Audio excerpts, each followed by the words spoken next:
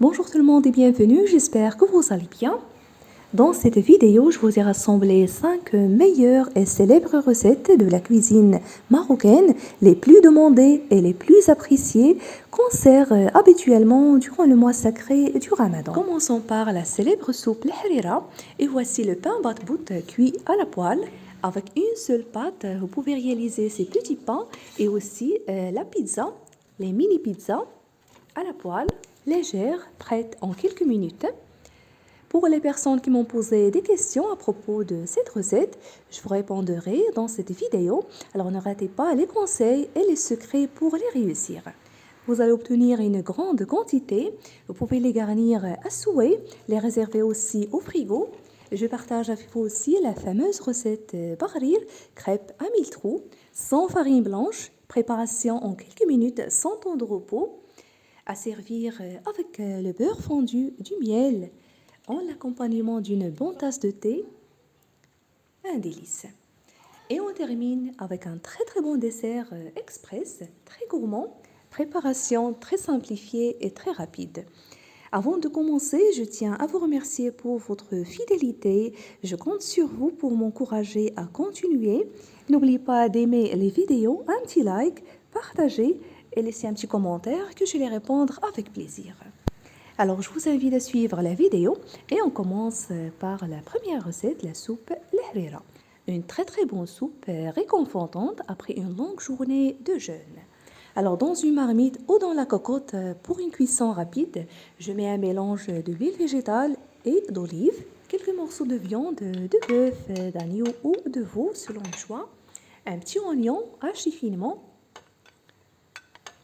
un petit bol de pois chiches trempés dans l'eau pendant une nuit. Voilà. Et un petit bol de fèves et de lentilles que j'ai bien rincé à l'eau.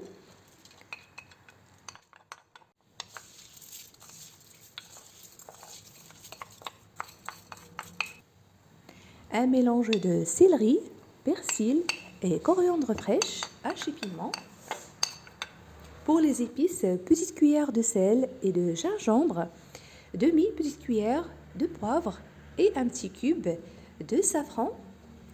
Si vous ne l'avez pas, vous ajoutez quelques pincées de safran ou bien petite cuillère de curcuma. J'ai ajouté 1 litre d'eau froide. Je ferme la cocotte et c'est parti pour une cuisson d'environ 30 minutes sur feu moyen. À la dernière étape de cuisson, je rajoute les tomates mixées avec le citron, demi-citron frais. Retirez les pépins s'il y en a dedans. Je les mixe avec un peu d'eau. Et pour lier la soupe, 2 cuillères de farine blanche. Vous pouvez utiliser à la place la fécule de maïs ou la maïzena. À vous le choix.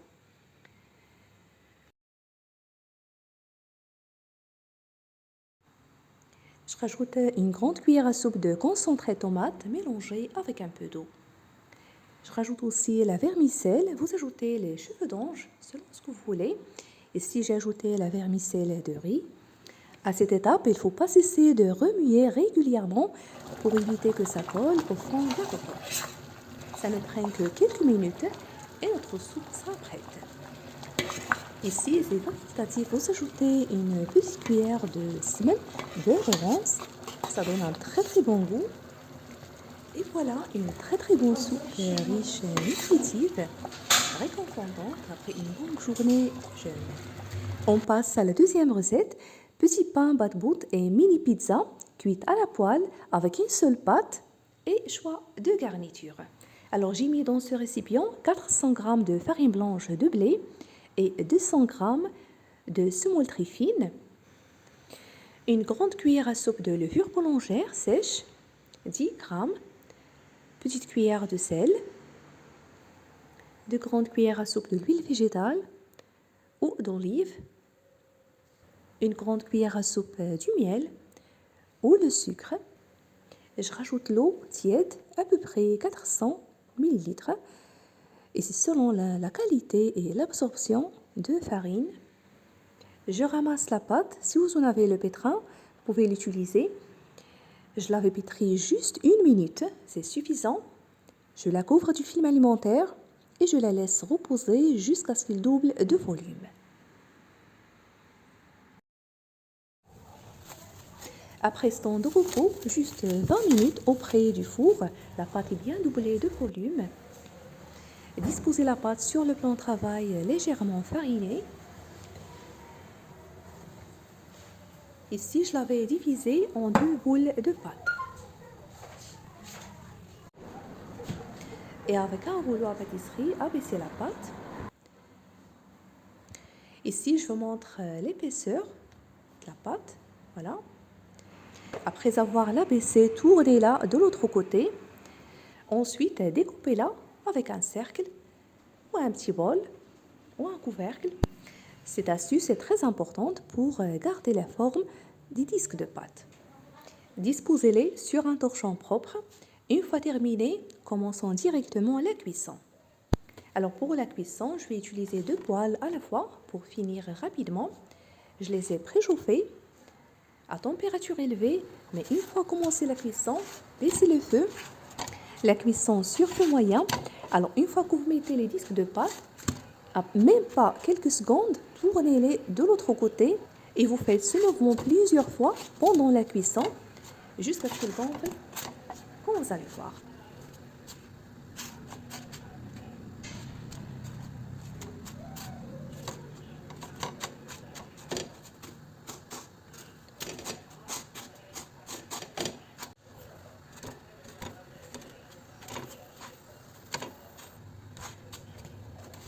Voilà, très réussi, comme vous voyez. Et je fais de même jusqu'à ce que j'obtienne toute la quantité.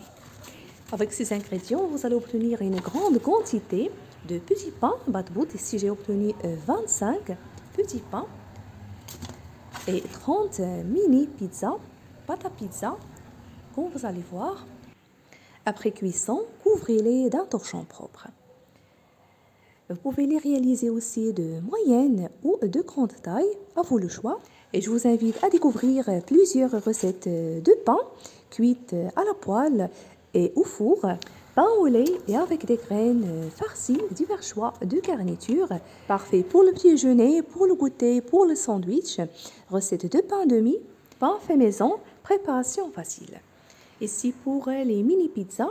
Et pour que la vidéo ne sera pas très longue, j'ai abaissé la pâte. Cette fois-ci, je l'avais abaissée un peu fine, pas comme celle du pain. Ici, je vais les faire cuire à demi-cuisson pour les réserver au frigo. Des 2 côtés, toujours sur feu moyen.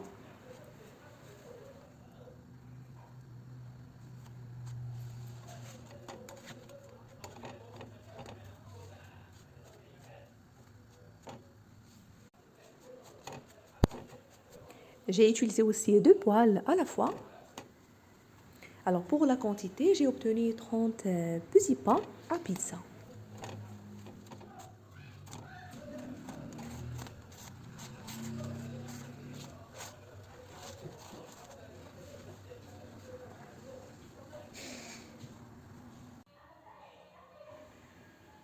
Et voilà la quantité que j'ai obtenue après avoir terminé. Petit pain léger et bien aéré, parfait pour le petit déjeuner, le goûter, pour les sandwichs. Vous pouvez les garnir à souhait, les réserver aussi au frigo.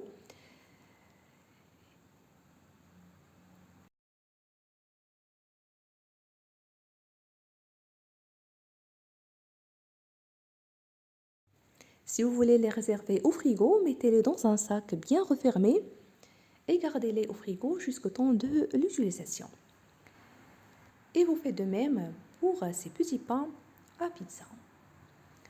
Par la suite, je vous propose 2 choix de garniture. Si vous êtes arrivé ici et si vous appréciez la recette, n'oubliez pas le pouce bleu, partagez et dites-moi en commentaire vos suggestions à propos de prochaines recettes. Je lis tous vos commentaires et ça me fait très très plaisir. Vous trouverez également recette pâte à pizza, des mini pizzas avec farine tout usage sur ma chaîne. Voici le premier choix de garniture pour ces petits pains à pizza. Je les ai mis dans la même poêle sur feu assez moyen. J'ajoute dessus la sauce tomate bien parfumée. Si vous voulez la recette, vous trouverez le lien sous la vidéo. Recette sauce tomate fait maison, très réussie. Ici, j'ai ajouté quelques poivrons, tranches de poivrons, vert, du thon, le maïs et je termine par le fromage râpé et quelques olives noires. Bien sûr, comme proposition.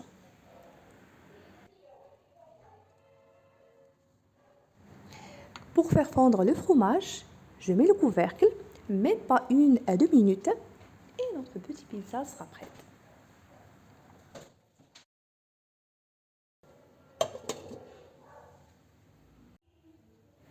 Et pour ces petits pains badboud, vous pouvez les garnir aussi à souhait. Garniture chaude, tiède ou froide. Alors pour moi, je vais utiliser la même garniture. Alors je vais garnir juste quelques petits pains.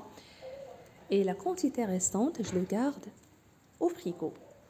Vous pouvez aussi les servir sans les garnir pour le déjeuner avec la pâte à tartiner, du beurre, du miel, du fromage et avec une bonne tasse de thé ou du café. Ici, j'ai mis la sauce tomate bien parfumée, fait maison. Vous pouvez mettre aussi les sauces de votre choix, la sauce mayonnaise, sauce fromagère, comme vous le souhaitez.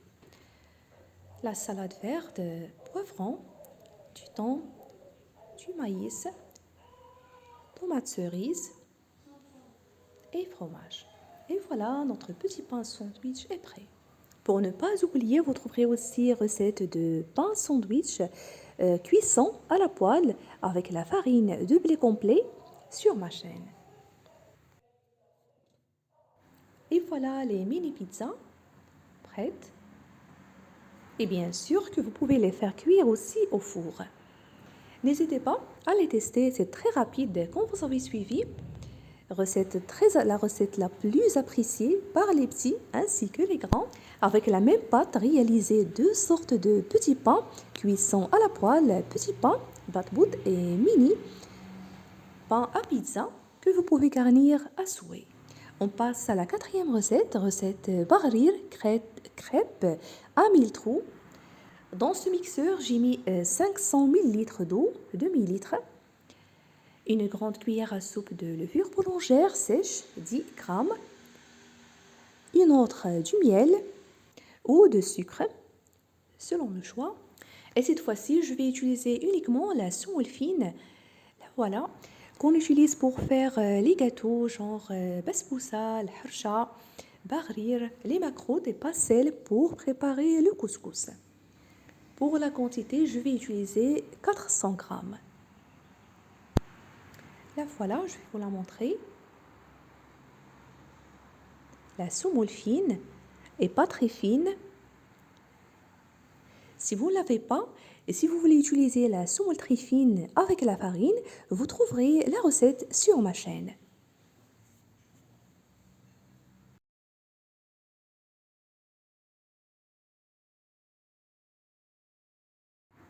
Je rajoute demi petite cuillère de sel. Je mixe le tout. Alors pour l'eau, j'ai ajouté l'eau tiède et pas très chaude. J'ai rajouté encore 100 ml avec un sachet de levure chimique 8 grammes à la fin. Et comme vous savez, la semoule absorbe les liquides.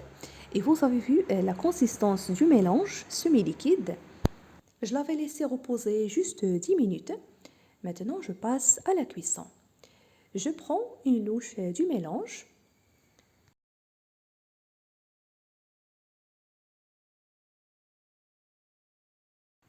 Alors pour la cuisson, il faut utiliser une poêle anti-adhésive. Je l'avais préchauffée. La cuisson sur feu moyen. Après quelques secondes, commence à faire ces petites bulles. Cela nous montre que la recette est très réussie. J'ai utilisé aussi 2 poêles à la fois pour finir rapidement. Ici, vous en avez aussi le choix de les réaliser petites ou de moyenne ou de grande taille. Vous pouvez aussi les faire au goût de chocolat. Vous ajoutez au mélange le cacao amer. Si vous voulez, vous trouverez la recette sur ma chaîne. Et une fois que la crêpe est cuite, avec une très belle dorure au-dessous et sèche dessus, placez-les dans un torchon propre. À servir chaude avec le beurre fondu et du miel, en l'accompagnement d'une bonne tasse de thé. l'incontournable sur la table d'iftar de Ramadan. Dites-moi en commentaire si vous préférez ce genre de recette facile et simple à réaliser ou bien avez-vous l'envie d'essayer de nouvelles recettes même s'ils nécessitent un peu d'effort. Très gourmand, un délice.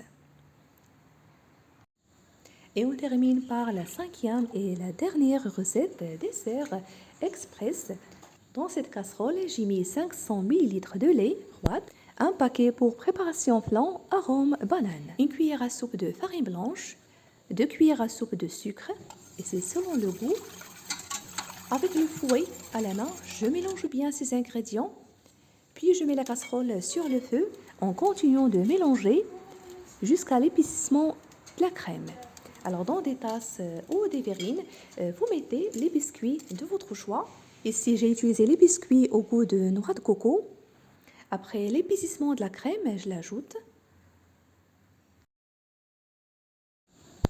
Je la laisse refroidir. Pour la deuxième crème, je mets dans cette casserole aussi 500 ml de lait, un paquet préparation pour flan, cette fois-ci arôme caramel, une cuillère à soupe de farine, petite cuillère de café soluble. Pas besoin d'ajouter le sucre puisqu'on va ajouter à la fin la sauce caramel.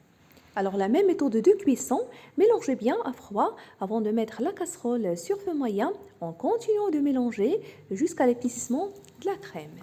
Et comme vous avez suivi, j'ai versé le mélange au-dessus de la première crème bien refroidie. Et voilà les desserts après le refroidissement. Décorez-les à souhait. Alors pour moi, j'ai ajouté quelques dattes coupées en petits morceaux avec les cacahuètes concassées, torréfiées juste dans la poêle. Bien sûr, c'est facultatif.